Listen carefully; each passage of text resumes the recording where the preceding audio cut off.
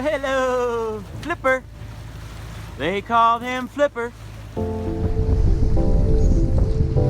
Welcome to Lando Leaves Land. My name's Lando, and I traveled to Portsmouth, Virginia to buy my first sailboat. Where the winds take me, I don't really know, but it's gonna be an adventure. Subscribe, and thanks for joining me on this journey. In the previous episodes, I spent a little time at the Charleston City Boatyard fixing the ongoing problem of the key pin sliding out of the shaft and the coupler and allowing the shaft to move forward. With a new slot in the shaft and a whole new coupler, things were finally fixed. I'm so happy it's finally fixed. After the boat was splashed back in the water for the second time at the yard, I got together with Anthony, who I met there at the yard, and he agreed to help me go outside on the journey to Florida. After fueling up at the Charleston Harbor Marina, where Towboat US initially dropped me off, and looking over some charts, it was time to say goodbye to Charleston and head out to the open ocean. This would be my first passage out at sea on my own vessel. If you've been following along, you might remember I tried to head out at Cape Fear in North Carolina, but due to some very large rolling swells hitting right on the beam, it was proven to be an unsuccessful attempt. Fast forward to Charleston, South Carolina, and finally, after repairing the transmission shaft and coupler, seeing a good wind and weather window, and luckily having Anthony agree to help, my mental morale and anticipation to see the boat on the open sea had me excited, to say the least.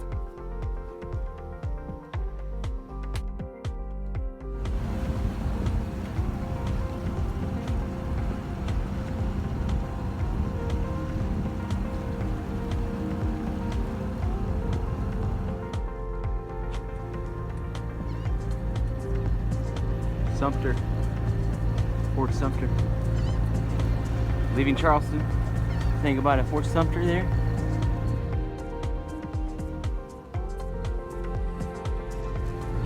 The mainsail up.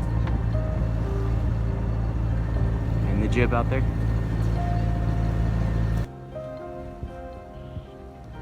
Gonna exit out about 20-30 miles and then swing down the coast.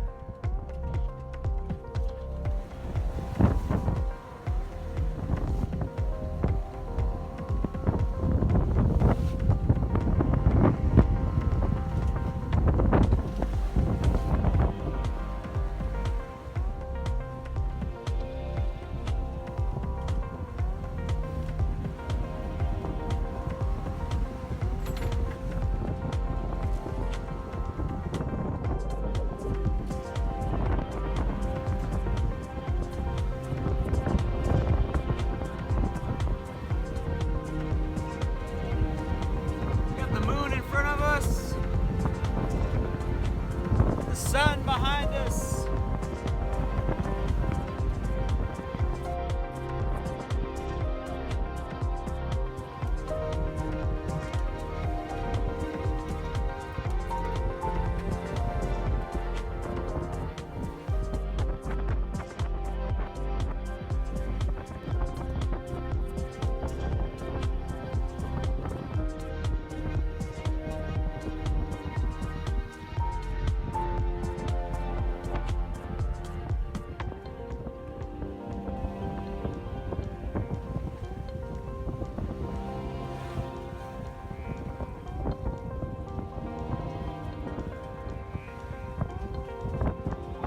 Turn on the running lights.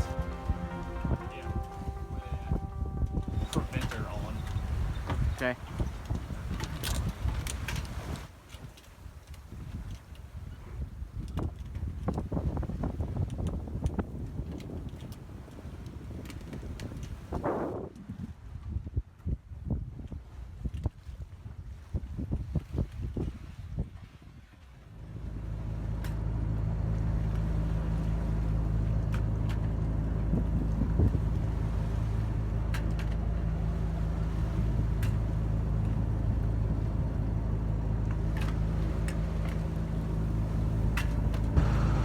Just successfully completed our first night watch. The sun is coming up Moon is still high. That night, Anthony and I took 3-hour watches while the other could sleep. We lost our wind, but still moving at about 5.5 knots. Deep into the Atlantic.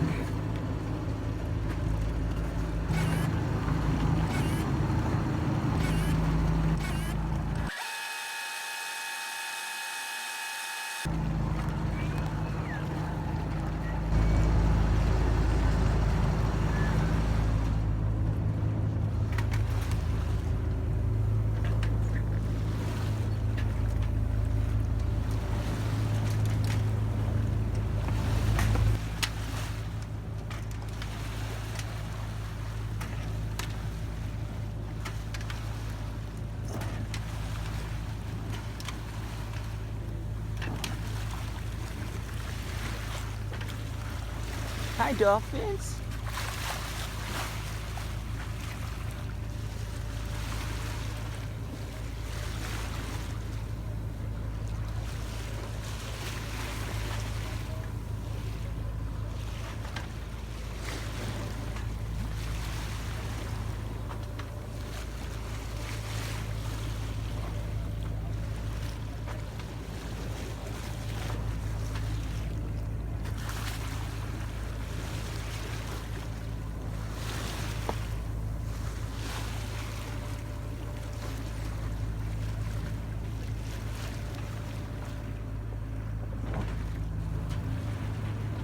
Beautiful sunrise. Dolphins here alongside me. Also enjoying the sunrise.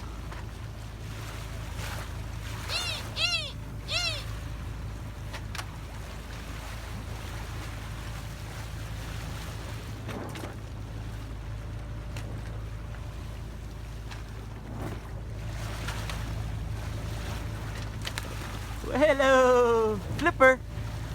They called him Flipper.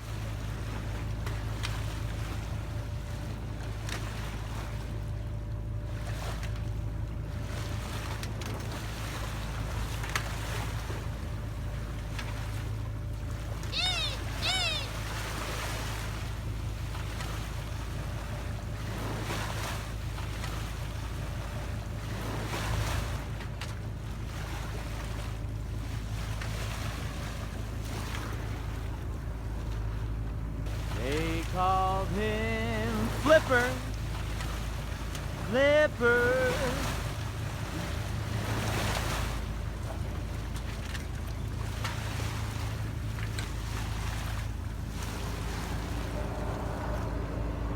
Well, I'll always be your prisoner. I'll always be your slave. 'Cause you got a little something in between their grave. Better you, girl, than my own selfish device. Oh, if you think I don't need you, baby, better think.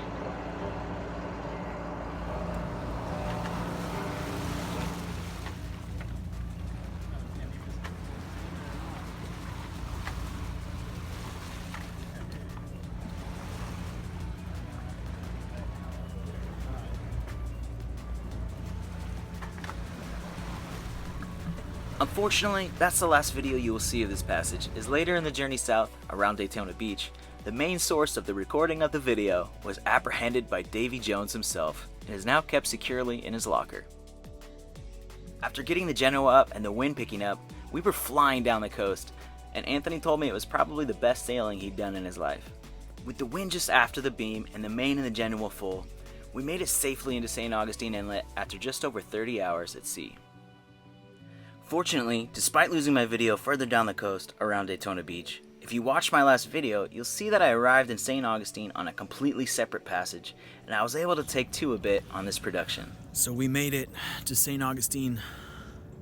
It wasn't easy coming in though. Check out this fog that we had to go through. So let's pretend like it's all the same and dive in to beautiful, historical St. Augustine.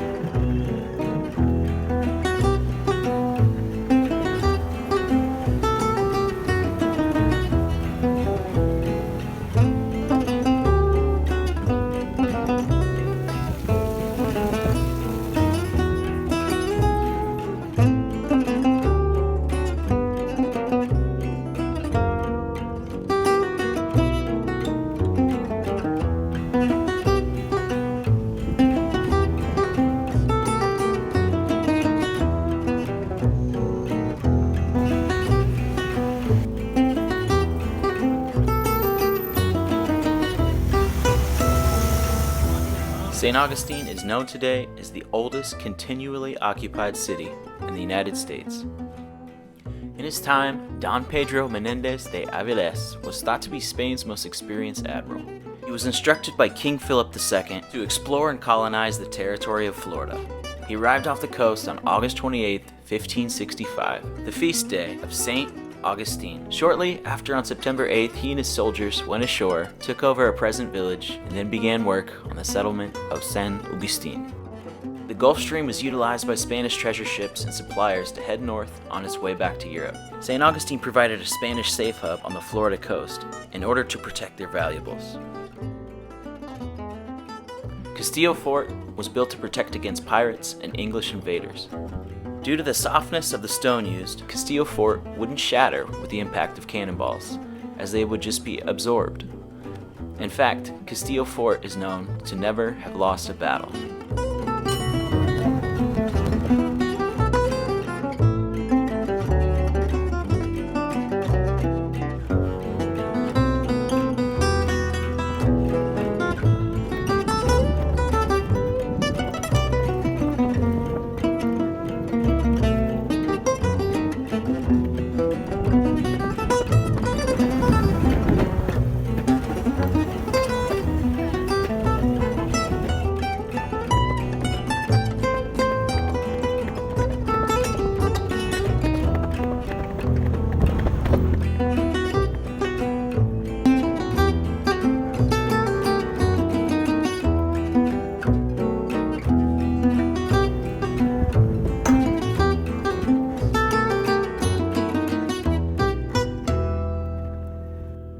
Beautiful morning here in St. Augustine.